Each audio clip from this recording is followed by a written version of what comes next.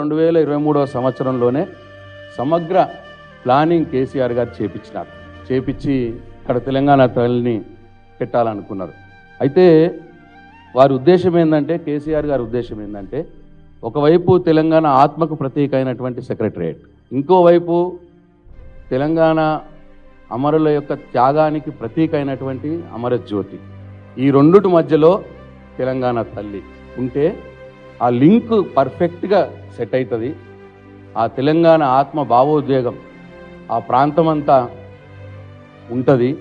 దాన్ని ఒక పవిత్ర స్థలంగా చేయాలనుకొని ఈ రెండుటికి తెలంగాణ ఆత్మ గౌరవానికి ప్రతీక అయినటువంటి డాక్టర్ బిఆర్ అంబేద్కర్ సెక్రటరియట్కు, తెలంగాణ అమరుల త్యాగానికి ప్రతీక అయినటువంటి అమరజ్యోతి, ఈ రెండుటి మధ్యలో తెలంగాణ తల్లిని పెట్టి ఆ తెలంగాణ భావోద్వేగ లింకును ఉంచాలనుకున్నారు.